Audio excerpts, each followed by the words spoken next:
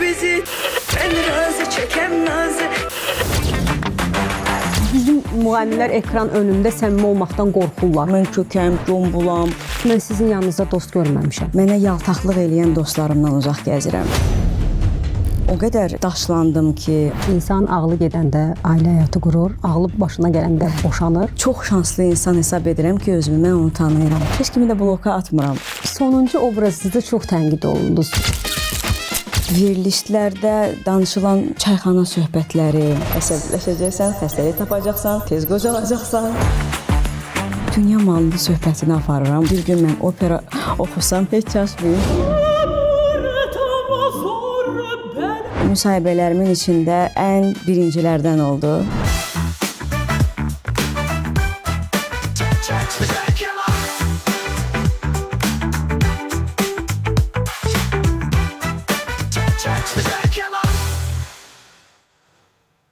Salam, Hər vaxtınız xeyir. xoş gəlmisiniz. Çox sağ olun. Çərçivədən kənara da xoş gəlmisiniz. Minnətdaram. Aşa bilirsiniz o çərçivələri. Əslində məhdudiyyətli insanam. Xoşlamıram çərçivəni aşmağı. Çünki kənardan da çərçivəni aşan insanları seyr eləyəndə görürəm ki, çox eybəcər görsənir. Ona görə İstəmirəm mən də kənardan eybəcər görünmək. Sonra özümlə təkbətək qalanda, özümlə danışanda özümü danlamağım biraz uzun çəkir. Yəni bunu burada deməməliydin, bunu burada etməməliydin, burada bu olmamalıydı. Daim özümlə bir növ belə deyək də danışan insanam. O mənlik şuuru deyirlər. O məndə həmişə var. Özümlə danışıram yəni. Amma deyirlər səhnə adamı üçün çərçivənin içində qalmaq da yaxşı bir şey deyil.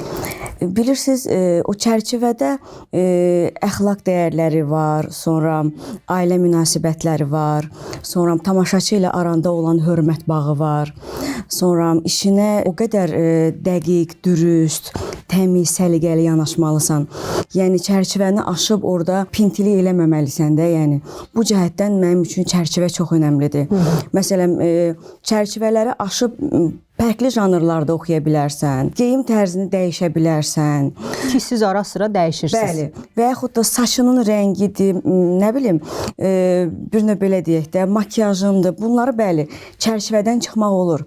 Amma insani dəyərləri, tamaşaçı ilə olan hörməti, sevgini, dürüstlüyü, səmimiyyəti, onları çərçivəsini aşmaq olmaz. Çünki onu sonra yığıb-yığışdırmaq olmur həqiqətən. Damla da eşidəndə belə bir ifadə gəlir.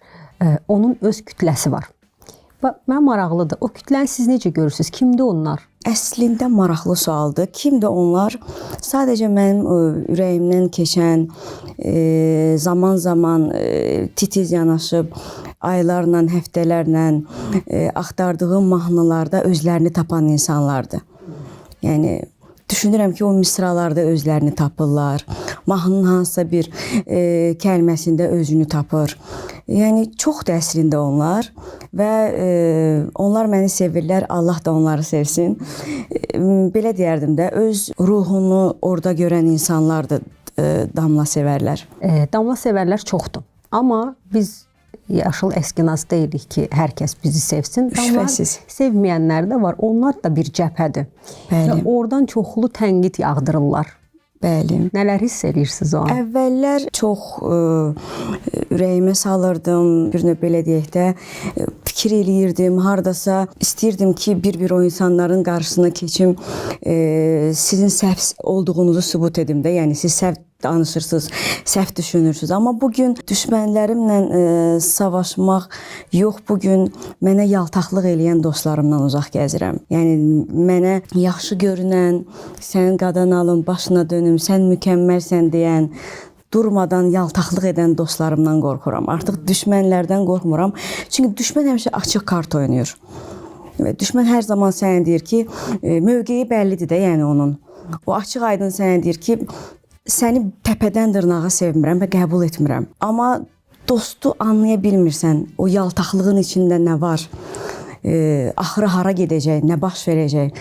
Ona görə pis insanlardan yaxşılıq gözləmirəm, yaxşı insanlardan pislik gözləmirəm. Yəni bir sözlə özümdə bütün gözləntilərimi stoplamışam. Yəni heç kimdən heç nə gözləmirəm. Yalnız Allahdan istəyirəm və Allahdan gözləyirəm. Çünki insan harda nə edəcəyini bəzən bilmir. O çərçivə məsələsini aşır və ondan sonra artıq o söhbətin heç vaxt belə deyək də dalını, qabağını yığıb yığışdıra bilmirsən. Ona görə də sevməyənlər Böyle sevməsinlər. sevməsinlər. Yəni onlara nəyisə sübut etmək məcburiyyəti hiss etmirəm özümdə, yəni. Siz dost dediniz, bura gəlmədən də sizin haqqınızda öz-özümdə düşünəndə belə bir sual yaranmışdı ki, əslində heç mən sizin yanınızda dost görməmişəm. Bəli. Həmkarlarınızdan adətən show biznesdə, səhnədə bir qruplaşma olur. Bilirsən ki, filan kəs illərlə filan kəslə dostdur. Düzdür, o dostluqlar bir günə də bitə bilir. Amma siz ümumiyyətlə heç bir müğənni xatırlaya bilmədim ki, siz onunla dost olasınız. Ayrı cəbhə, ayrı respublika, show biznesin içində. Bilirsiniz, ilk gəldiyim gündən o qədər daşlandım ki, o qədər təkləndim ki, İllər keçib, indi artıq show biznesi kənardan bilirsiniz necə görürəm. Necə ki, bir quzunu ovlamaq istəyirlər. Baxırsan ki, onlar tülkü ilə plan qururlar, canavarla gedib o quzunu tuturlar, çobanla o quzunun ən yağlı tikələrini yeyirlər və ən sonda da quzunun sahibi ilə gəlib yas saxlayırlar. Yəni show biznes, bəli, show biznes əhli bax budur.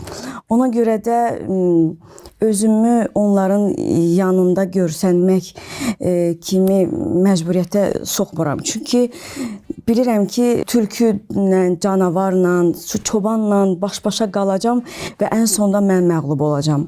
Hətta. Bəli, çünki mənim savaşlar üçün enerjim yoxdur, yəni. Mən savaş adamı deyiləm, mən davadalaş adamı deyiləm, mən ruh insanıyam. Mən oxuyum, siz dinləyin. Mən sakitliyi sevirəm, mən rahatlığı sevirəm. Mən sevdiyim filmi izləməyi sevirəm və yaxud da nə bilim, ev heyvanlarına olan, onlara ayırdığım zaman mənim üçün çox dəyərli bir zamandır. Varınız nə? Var, evdə var. Düzdür, pişiyiniz deyəsən. Bəli, yadımdadır. Bir il öncə, bəli. O səhnə biz unutmuruq. Bəli, o bir il öncə onun ölümündən sonra özümə söz vermişdim ki, heç bir heyvan sahiblənməyəcəm. Amma tam təsadüfən həyətimizin qabağına bir pişik gəldi. Deyəsən, balaları olmalıydı. Dedim, günahdır, qoy buna yemək verim. Ondan sonra evin sahibiymiş kimi özünü apardı. Sanki biz onlarda qalırıq. Gəldi və o gündən bu günə, bir də bu yaxınlarda bir məclisə tələsik gedirdi, gecikirdim. Şamil bilərəkdən yox, yəni. Necəsə oldu, pişik qaçdı maşının altından, bəli, ayağını zədələdi və həkimə apardım, müalicələrini etdirdi. Ondan sonra dedim ki, mən bunu belə yaralı küçəyə buraxa bilmərəm, yəni. Bu dünya... Sahibləndim, yəni, yenidən. Bu dünya həssas insanların cəhənnəmidir. Bəli. Çətin deyil, yəni bax, insanlar avtomobillə 100 dənə heyvanın üzərindən keçirlər, onları öldürürlər, heç dönüb baxmırlar da. Amma çətin deyil ki, belə həssaslıqla yaşamaq, yəni ki, sonra onun dərdini çəkirsiniz. Əslində gözəldir. Çünki nə qədər həssas olacaqsan, nə qədər ürəyində mərhəmət hissi olacaq, o qədər az günah işlədəcəksən, o qədər pisliklərdən uzaq olacaqsan. O daş ürək, sərt qəlb, o bütün pislikləri hazırdır. Bütün eybəcər qapıları çırpıb içəri keçə bilir. Amma həssas ürəyi olan insan fikirləşir ki, bəlkə o qapının arxasında ümidlə gözləyən, çarəsiz, bəlkə əziyyət çəkən bir insan var. Yəni, mən onun ümidlərini puç eləyə bilərəm. Ona görə mən heç vaxt lazımsız, yersiz, vəhşi duyğulardan həmişə özümü qoruyuram, özümü tərbiyələndirirəm. Bu sahədə bu ürəyi qoruyub saxlamaq çətin məsələdir. Bəli. Mən sizi təbrik edirəm. Çox sağ olun. Mənə maraqlıdır. Həyatınızın dönüş nöqtəsi nə zaman olub? Bir neçə dəfə olub, bu mənim həyatımda baş verib. İlk dəfə evladım dünyaya gələndə... Analıq hissi. Bəli, analıq hissi. Onu qucağıma alanda mən çox az yaşlıydım, 18 yaşım var idi. O an elə bir hiss elədim ki, mən artıq valideynəm. Az yaşımın olmasına baxmayaraq, eyni zamanda tələbəyəm, universitetdə təhsil alıram. İkinci dönüş nöqtəm atam dünyadan köçəndən sonra oldu. Bilirsiniz necə oldum? Əvvəl necə idim? Əşyalarımdan hansısa aksesuarlar olsun, geyimlər olsun, nə bilim, çox sevdiyim çantam olsun, nəsə bir qırılanda, cızılanda həmişə deyirəm ki, bu niyə belə oldu? Ehtiyatsız olduq, bunu belə bura niyə qoydum? Bu belə oldu. Amma atamın ölümündən sonra elə bil ki, bütün o hisslər bir anlıq dayanırdım, deyirdim ki, mənim atam dünyadan köçüb. Mən bu dünya malının söhbətini aparıram. O qədər hər şey mənim üçün cılızlaşdı. O qədər hər şey mənim gözümdə adiləşdi. Bilirsiniz necə? Yəni atam gedib mənim dünyadan. Yəni illərlə mənim əziyyətimi çəkən insan. Mən durub adi bir şeylərə görə stres keçirirəm. Mən nədir bu? Niyə beləyəm?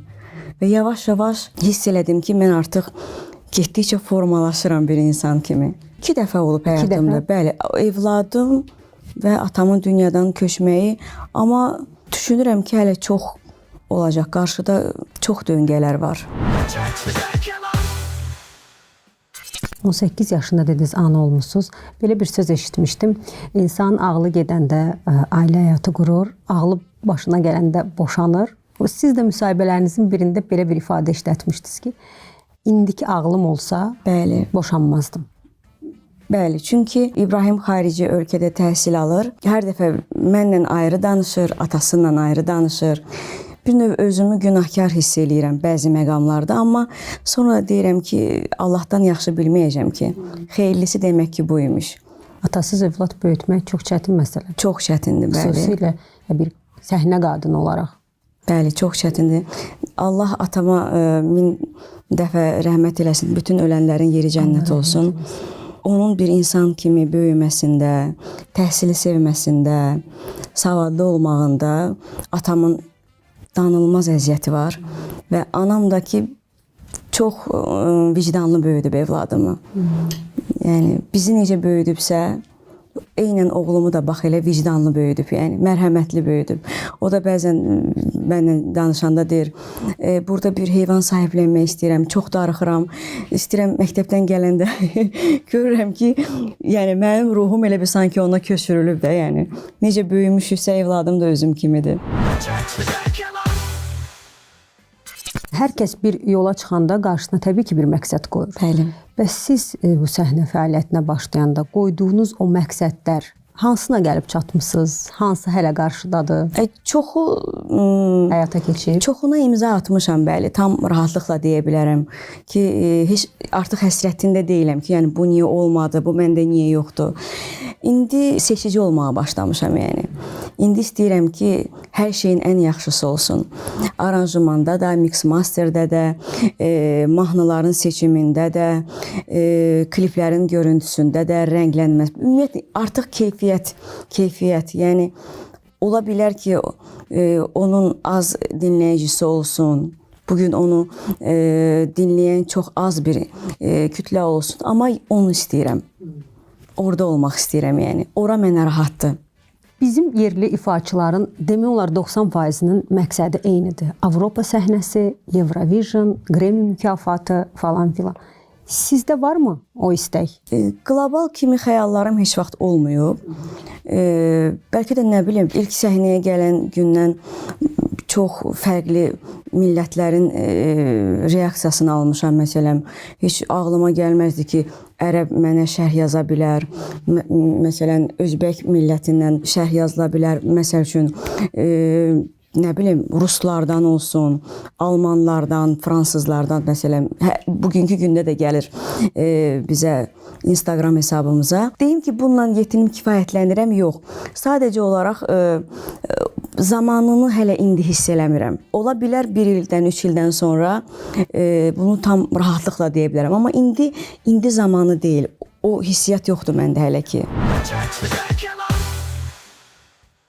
Obrazlarınızda çox tez-tez dəyişiklik eləməyi bir ara lap sevirdiniz. Xatırlayıram, onda ümumiyyətlə başqa adamla gördük. Səhv eləmirəmsə, Anar Ağa Kişiyevlə çalışırdınız. Bəli. Çox daha qlamur görünürdünüz. Bəli. İndi də hər şey yerindədir, sözüm onda deyil. Amma sanki davam eləmədiniz orada. Yeni təzədən qayıtdınız köhnə obrazınıza. Eynilikdən o qədər yorulan insanam. Eyni monoton həyat tərzi, monoton birdən mənə qınayırlar ki, niyə əvvəlki mahnılar? Deyirəm, mən həyatım boyu mən nə qədər lirik oxuyum. Mən səhnəyə gələndə o belə el arasında deyilir, damar mahnılar. Mən nə qədər lirika oxuyum, nə qədər lirika olsun, nə qədər pop oxumaq olar. Eyni. Ona görə eynilik məni yorur. Məsələn, Anarla da biz çalışmışıq. Mən İnur Həsənovla çalışmışam. Aynur xanımla da çalışmışam. Çox ölkənin ən istedadlı stilistləri ilə çalışmışam. Amma yenə də rahat ola bilmirdim də, nə bilim. Bu məndə nədir bilmirəm. Sonuncu obrazınızda çox tənqid olundunuz. O Payıq, bəli. Hə. Kim yaratdı onu? Hardan ağlınıza gəldi və o tənqidlərlə necə baş etdiniz? Mənim oğlum Amerikada oxuyur. Onunla eyni universitetdə təhsil alan bir xanım var. Stalingdir xanımın özü. Oğlum bizi tanış eləyib.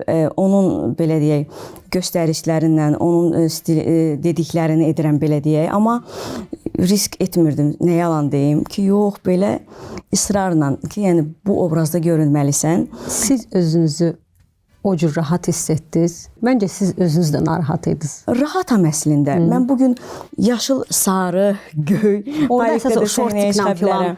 Sadəcə tamaşaçı məni heç vaxt o uzun çəkmələrdə, qısa şortikdə onlar hamı məni çox belə yekə təsəvvür edir. Mən kökəm, gombulam, yekəyəm, belə təsəvvür edirdi. Və birdən-birə baxdılar ki, şortikdə balaca, uzun çəkməli və saçları belə birsiz error. Bir anlıq error verdi və heç nədə qüsur tapa bilmədilər və bu nə fərqdir? Bu nə fərqdir? Çox şərh gəldi. Çox şərh gəldi, çox danışdım. Bilirsiniz şərhləri? 5-4 gündən bir şərh bölümünü bağlayıram. Paylaşımını 4 gün sonra şərh. 4-5 gün sonra bəli, şərhləri bağlayıram. Çünki bilirəm ki, artıq o videoya və yaxud o şəkilə bu şərhlər yazılıb və mən onu oxumuşam. Heç kimi də bloka atmıram. Atmırsınız? Bloklamıram, yox. Hər insan fikrini bildirməkdə azaddır. Təhqir etsə də, tənqid etsə də açığam hər şeyə. Girib həmkarlarınızın səhifəsinə falan baxırsınız? Baxıram. İlhamlandığınız bir həmkarınız varmı? Ki onu belə könül xoşluğu ilə dinləyə bilirsiniz. Səmimi olmağımı istəyirsiniz? Çox istəyirəm. O sualım ondan da bağlıdır. Bizim müğənnilər ekran önündə səmimi olmaqdan qorxurlar. Düşünürəm, bilirsiniz, yəni mən istəmirəm də belə desinlər ki, yalan danışır, ikiyüzlülük eləyir. Az öncə də söhbətimizdə mən dedim ki, mən Faiq bəyin çıxışlarını çox bəyənirəm. Yəni oturaram o insanı saatlarla dinləyərəm. Yəni sözün yaxşı mənasında zövq alıram. Çox mütaliəli insandır. İnsan onu dinlərkən maariflənir. Amma mən digər həmkarlarıma qarşı bunu təəssüf ki, deyə bilməyəcəm. Çünki verilişlərdə danışılan çayxana söhbətləri, yersiz danışıqlar, lazımsız mövzulara toxunmaq mənə çox sıxıcı gəlir. Çox sıxıcı gəlir və izlərkən düzdür, bir-birlərini efirdə çox ağır şəkildə təhqir eləmək. Mən düşünürəm ki, ən insani hərəkət, ən insani davranış bir insanın pis duruma düşməyinin qarşısını almaqdır. Baxırsan ki, bu anda bu insan həqiqətən pis vəziyyətdə, onu o vəziyyətdən qarşısını almaqdır. Nəinki o insanı ələ salmaq, o insanı alçaltmaq, o insanın ailəsinə, şəxsisinə, bilirsiniz, nalayiq sözlər işlətmək. Ən asan şey birinə məsləhət verməkdir. Ən asan bir şeydir. Saatlarla və ən çətin alınması bir şey də ibrətdir. Adamına baxırsan və verdiyin məsləhət, baxı, onun alacağı ibrət ona ağırdır. Yəni, onu efirdə danışmaq, çeynəmək, o mövzunu sosial şəbəkədən efirə gətirmək, efirdə onu iyrənc formada dartıb uzatmaq. Mən biraz başqa cür görmək istəyirəm də, yəni. Yəqin buna görə efirlərdə az-az görünürsünüz. Çox az seçici olmuşam. Son illər beləyəm əslində. Çünki əvvəllər, bundan öncə də mən efirlərə çıxanda mən heç vaxt heç kimi təhqir eləməmişəm. Heç kimlə dalaşmamışam. Bəli, mən bütün həmkarlarımın seçimlərinə, qərarlarına hörmət etmişəm. Yəni, səhv də olsalar, heç vaxt onların səhvini insanların içində üzə vurmamışam. Kimə nə sözüm varsa kənarda deyərəm. Həmkarlarınız bizim gözümüzün önündə misli görünməmiş qalmaqallar yaşayıblar. Sizin də adınız əslində qalmaqal olub, amma sanki qarşı tərəf olub yalnız o qalmaqal. Siz həmişə susmusunuz. Mən dava edən Bu insanı xarakter özülə məsələsidir ya səhnə prinsipidir? Yox, bunu çox vaxt düşünürlər ki, bu bir siyasi mövqedir, amma siyasi mövqe deyil. Mən savaşan insanları həmişə özünlə baş-başa buraxıram. Çünki problem o insanın özündədir. İçdən gəlib belə kənarda da içdən demirsiniz. Məsələni aydınlaşdırmaq istəmişəm. Orada da kükrəmə olduğu zaman düşünmüşəm ki, yəni bura o insan nəyi qoyursa, o onunla da gedir. Onun balaca dar bir pəncərəsi var. O pəncərədən kənarda heç nəyi görmür. Mən ona ətrafı niyə izah eləməyə çalışıram ki, burada meşə var. Arxada binalar var. Bunu sağından çay keçir. Mən o insanı niyə məcbur eləyirəm? Qoy o dar pəncərəsindən o insanı baş-başa. O bir gün danışacaq və yorulub susacaq. Və siz bağışlayacaqsınız? Allah bağışlasın. Önəmli Allah bağışlasın. Mən istəmirəm o kinlə, o nifrətlə ürəyimi qaraldım. Qoy orada sakit, rahat yaşasın, rahat döyünsün. Onu mən ləkələmək istəmirəm, qaraltmaq istəmirəm. Kimlərinsə negativ sözlərinlə, iyrənc fikirlərinlə onu ürəyimə salıb. Çünki nəyisə ürəyinə salırsansa, o mütləq səndə ikrah yaradır. Mütləqdir bu. Qəlbi qaraldır. O səni elə bir vəziyyətə gətirir, çatdırır ki, sən günün birində özün olmaqdan çıxırsan. Sənin içindəki səni başqa bir insana çevirir. Bu vallah belədir, psixologiyada da belədir. Ətrafımda görürəm, baxıram ki, bir məsəl üçün sənətçidir, kimlənsə dalaşır. O onu o qədər beynində, ürəyində böyüdür ki, günün birində baxırsan ki, o insan o qədər dəyişib. O qədər başqa görünür. Və anlayırsan ki, bu adam əslində özünlə savaşdadır, yəni. O özündəki savaşı sustura bilmir və bütün hər şeyi yükləyir qarşı tərəfə. Elə bilir ki, qabağındakında problem var. Amma əslində bütün hər şey ağırlıq, bütün çətinlik onun özündədir. O özündə aşmalıdır o pillələri, özünü dəyişməlidir o insan. Siz illər ərzində nələri dəyişdiniz? Çox şey dəyişdim. Saymaqla bitməz əslində. Yaxşı ki, dəyişdim. Çünki 18, 19, 20 yaşındakı ağılla bugünə qədər davam eləsəydim, 100% ən azı 4-5 dənə xəstəliyin daşıyıcısı olardım. Şəkər 100% olardım. Təzyiq xəstəsi olardım. Sonra böyük ehtimal ürək qan damar sistemləri sıradan çıxardı. Ona görə mən artıq belə olmuşam. Bu insanı, bax bu belədir. Bunu belə qəbul eləmək lazımdır. Yəni bu niyə belədir demək lazım deyil. Bu belədir. Bunu bacarırsan bu cür qəbul elə. Yəni qabağına nə yemək qoyurlarsa, yəni öz qabından kənara çıxmamalısan da, bir növ belə deyək. O qabından kənara çıxıb başqa boş qablara girəndə aləm dəyir bir-birinə. Ona görə də o insanlarla da həmişə məsafəli olmalısan. Tərs davranırsa, nə bilim, sərt reaksiya verirsə, bəli, haqlısınız. Sən haqlısan. O insanı ilə sakitləşdirmək lazımdır. Çünki onun pəncərəsində həyat boz rəngdədir. Vəssalam. Yəni onu dəyişmək olmaz. Siz belə xasiyyətcə də həyatda da sizi görmüşəm. Yəqin efirdən də belə istəyir. Çox mülayim görünürsünüz. Çox əslində. Bu sərt tərəfiniz nədir? Yox deyə bilirsinizmi? Əsəbləşmək ildə 1-2 dəfə olur. İldə 2 dəfə. İldə 2 dəfə ola bilər. O da nəyə əsəbləşə bilərəm? Mən gündə ən azı 2 dəfə əsəbləşirəm. Yox, ildə 2 dəfə olur məndə. Möhkəm əsəbləşirsiniz. Nəyi sevmirəm? Mən kimsə qorxudan da sevmirəm. Məsəl üçün olur bir otaqdan çıxırsan, kimsə səni qorxudur. O çox əsəbləşirəm ona. Ən sevmədiyim şeydir ki, uşaqlıqdan qalıb yəqin. Bəlkə də ola bilər. Qaranlıqdan qorxmaq ola bilər. Bəlkə də ola bilər. Bir uşaqlıq travmasıdır. Bir də nəyə əsəbləşə bilərəm? Nəyə əsəbləşirəm? Nəyi sevmirsiniz? Hamı başını belə edir ki, heç nəyə əsəbləşmirəm. Elə də olmur axı. Olur. 1 dəqiqə yəni. 1 dəqiqə və yaxud da 30 saniyə. Həmin an beynimə bu fikir gəlir. Dərin qırışacaq, əsəbləşəcəksən, xəstəlik tapacaqsan, tez qocalacaqsan, ürəyin tutacaq, təzyiq xəstəsi olacaqsan.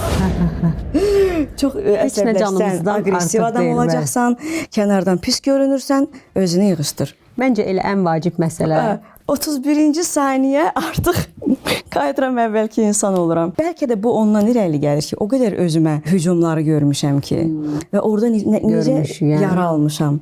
İndi istəmirəm mən qarşımdakı insanı da yaralıyım. Elə adam var ki, məsələn, deyir, mən yara almışamsa, o məndən 5 qat artıq yara almalıdır. O nəyə görə sakit dayanmalıdır? Amma mən deyirəm, yox, mən bunu yaşadım, bu yaxşı bir şey deyil.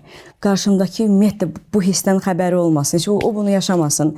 Çünki karma elini yaşayırıq hal-hazırda. Bəli, yaşamadığını yaşamayınca ölməyəcəksən. Bu dünyadan keçməyəcəksən və ona görə mən istəmirəm ki, qısa ömrümü yaşatdıqlarımla məşğul olum. İstəmirəm onu. Yəni bilmirəm 50 il yaşayacağam, 60 il yaşayacağam, qədəri bilmirəm. Buradan çıxıb gedəcəm, başıma nə iş gələcək. Ona görə elədiyim pisliklərin qarşısını yaşamaqla həyatımı bitirmək istəmirəm. Fikirləşirəm ki, Allahın da huzuruna o qədər günahla getməyim də, yəni. Onsuz da gün ərzində xırda günahlar edirik. Böyütməyim də bunların sayını. Çünki günahlar çoxalanda insanın həya pərdəsi də gedir. O yaxşı bir şey deyil, yəni. Allahla tək qalanda ən çox nədən danışırsın? Hər gün mən danışıram, hər gün. İstər dualarla, ona sığınmaqla, bilmirəm, yuxudan duranda, evdən harasa bir yerə gedəndə, bir məclisə girmədən öncə, məclisdən çıxanda, maşında sakit harasa bir qonaqlığa gedirəm və yaxud bir hansısa bir iş dalınca gedirəm. Daim danışıram da, yəni bəlkə də səssiz görsənirəm, amma içimdə ondan danışıram. Məni ancaq bu rahatlaşdırır. Çünki elə bilirəm mənim arxamda böyük bir ordu var. Məni qoruyan ən azı böyük bir mühafizə var. Ona sığınanda, ona dua edəndə bunu hiss edirəm ki, artıq bu dualar mənim bütün ətrafımı qala kimi bağlayıb və mən toxunulmazam. Mənə heç nə olmayacaq. Buna inanıram da, yəni. Çünki o sevgini burada hiss edirəm mən. Biri var, o deyir, mən Allah böyükdür, Allaha qurban olum. Belə yox. Hamımız Allahdan qorxuruq, belə yox. O daxilində onunla barışmalısan. Doğrudanmı sevirsən? Doğrudanmı qorxursan? Doğrudanmı sən düşünürsən ki, Allah böyükdür? Bax, bunu hiss etmək lazımdır. Dildə yox. Mən onu hiss eləyirəm. Və çox şanslı insan hesab edirəm ki, özümü, mən onu tanıyıram. Həqiqətən, çox şanslıyam ki, mən onu tanıyıram. Təsəvvür edin, bir evə gedirsiniz, sizə milyonlarla xəzinənin açarını verirlər ki, ömrünün sonuna qədər lüks həyat yaşaya bilərsən. Amma sən orada yaşaya-yaşaya, içində bir narahatlıq, qorxu, bir həyəcan varsa, o ətrafındakı olan hər şey sənin gözündə toz kimi görsənəcək. Qəlb rahatlığı deyə bir şey var. O bilirsiniz nədir? Milyon dənə xəzinənin açarıdır. Burada rahat yaşamaq, rahat olmaq. Bu hər şeyə dəyər. Mənim üçün. Ona görə nə gözəl izah etdiniz. Vallahi həqiqətən insanın qəlbi rahat olmalıdır. Hər şeyin ola bilər. Mən insan tanıyıram ki, vallahi çox böyük bir malikanədə yaşayır. Ən son model maşını var. Evində ən azı bir 10 dənə ona xidmət göstərən xidmətçisi var. Qapısında 3-4 dənə sürücüsü var. Mağazada olan geyimlər onun evinə gəlir. Salon onun evinə gəlir. Evində hər şəraiti var. Amma insanın üzündən, şəkillərdən, paylaşımlardan görürsən ki, qəlbi çox narahat. Üzündəki o cizgilərdən, aqressiyasından, əsəbindən, əllərindəki damarlardan bilirsən ki, o insan çox narahat yaşayır. Ona görə bura rahat olmalıdır. Bura. Mən onu həmişə deyirəm. Qəlb rahatlığı hər şey deməkdir. Bir də gərək vicdan da təmiz olsun. Əlbəttə ki. Vicdan təmiz olmasa qəlb çətin rahatlaşır. Ona görə də ətrafındakı insanlara zərər verməməlisən ki, axşam rahat yatasan, səhər həyatına rahat davam eləyəsən. İnsanları incitdinsə, Allah çox ədalətlidir. O da səni incidəcək. Ona görə rahatlıq hər şeydən önəmlidir. Çox tez-tez dəyişkən olursunuz. Bundan sonra bizi hansı damla gözləyir? Kəşf etmək istədiyim bir neçə tərəflərim var əslində. Axtarışdayam. Yəni özümdə onu isbatlayandan sonra, tam özümdə onu təsdiqimi tapandan sonra yenə də o dəyişikliklərə addım atacağam. Özüm tam rahat olum, qərar verim. Aha, hələ Bunu verməz. özümdə əmin olum. Ondan sonra başqa tərəflərimlə də inanıram ki, tamaşaçıları təəccübləndirə biləcəm ki, yəni bu da var imiş. Bəzən uşaqlara deyirəm, bir gün mən opera oxusam heç çaşmayın. Çünki istəyirəm, yəni hər janrda özümü yoxlamaq istəyirəm. Özümü kəşf etməyi sevirəm, yəni. Təşəkkür eləyirəm. Mən təşəkkür edirəm. Vaxtınızı aldıq. Xoş idi mənə. Çoxdandır ehtiyacım var idi əslində. Mən düşünürəm ki, siz heç belə rahat O danışmamışdınız. qədər mən rahat oldum, o qədər gözəl enerji aldım sizdən, o qədər Təşəkkür edirəm. Əslində o istiliyi siz ötürdünüz ki, mən bu qədər rahat oldum. Yəni Çox sağ olun. Müsahibələrinizə göz gəzdirmişdim. Belə rahat ürəkdən danışmamışdınız. Bəli, bu düşünürəm ki, müsahibələrimin içində ən birincilərdən oldu. Belə Təşəkkür birinci edirəm. oldu düşünürəm. Çox Təşəkkür sağ olun. edirəm. Minnətdaram sizə. Mən təşəkkür edirəm. Çox Sağ sağ olun. olun.